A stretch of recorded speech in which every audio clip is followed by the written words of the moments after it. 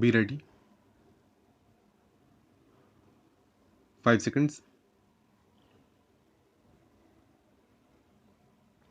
Start.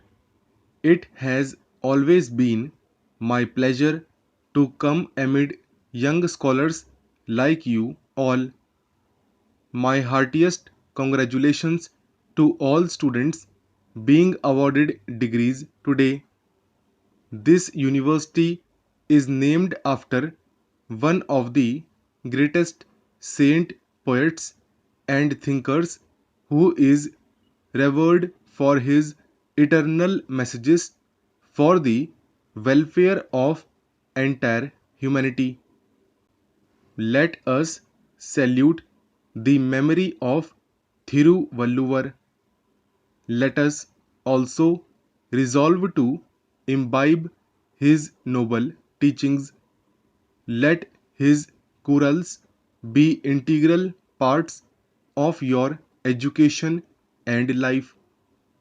I feel proud to stand on this soil that witnessed one of the first challenges to the might of the East India Company.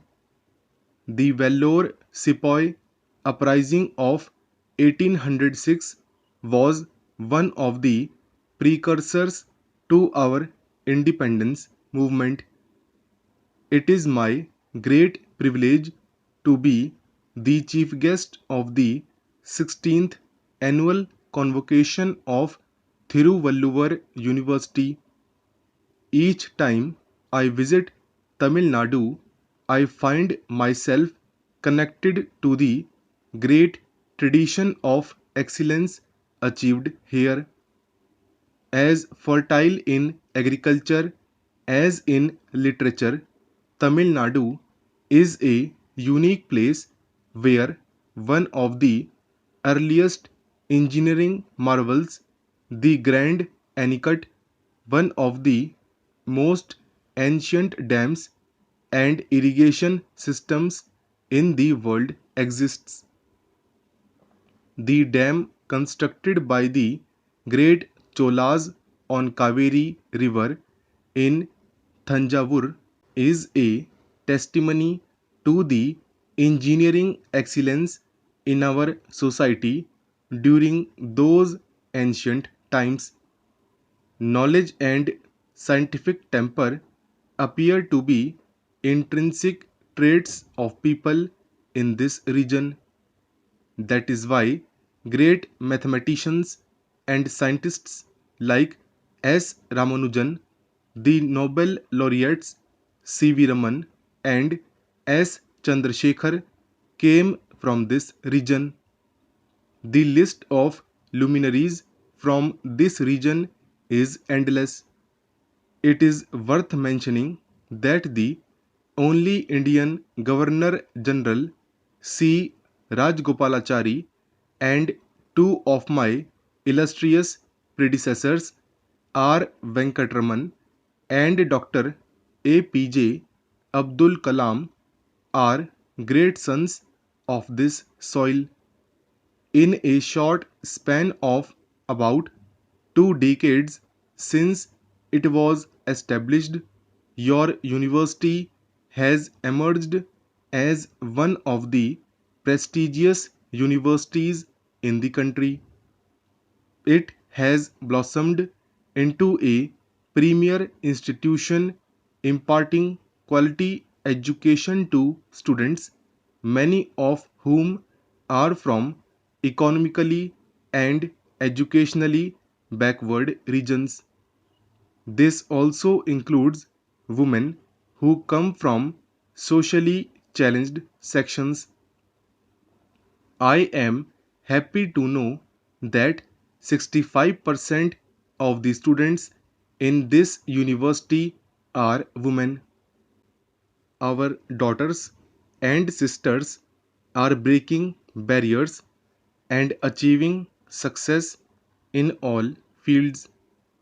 This is clear from the fact that today, out of 66 students conferred with gold medals for academic excellence, 55 of them are women students.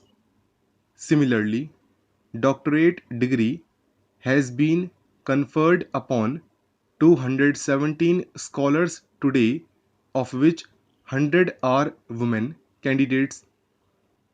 Out of the 10 students who came on the stage to receive their medals and degrees, I observed that 9 were girls, that is, 90% of medals given today.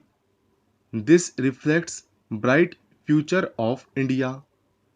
When the women of our country are educated, it not only secures their own future but also of the entire country. I am sure that under the mentorship of Vice Chancellor Dr. Thamarai Selvi Somasundaram, this university will achieve greater heights. It is a matter of great satisfaction that India's higher education system has expanded to reach out to serve the rural and marginalized sections.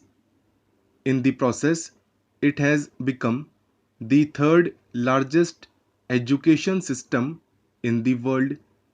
However, there is no room for complacency, and we have to catch up for the lost time if we aspire to scale greater heights. India had a rich system of education prior to the British rule.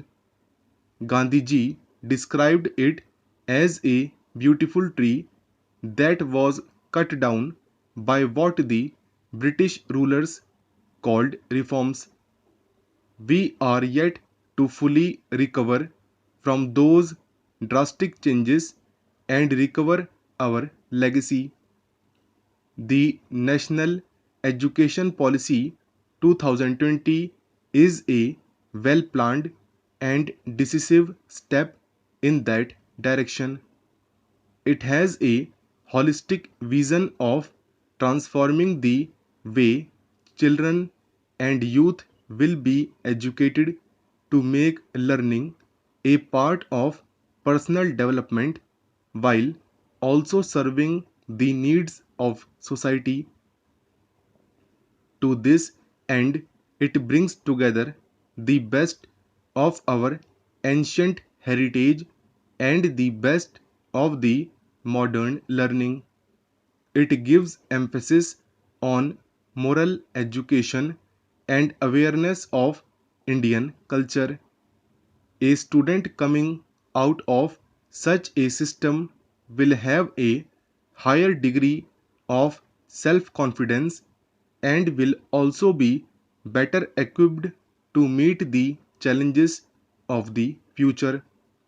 Moreover, the new policy also takes into account what is needed to build a prosperous and self reliant nation.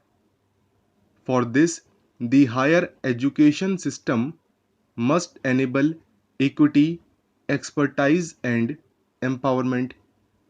The national education policy seeks to achieve these objectives. As Sir C. V. Raman had put it, higher education institutions should lead the nation towards knowledge expansion and economic growth. That precisely is the thrust of the new policy.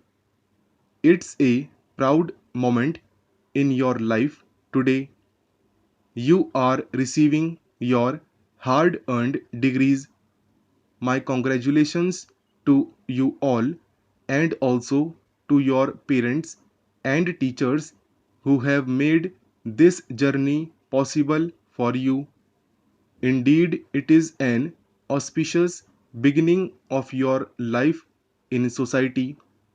Hereafter, you have to climb up the ladder of success in your life on the strength of your own choices, efforts, and wisdom.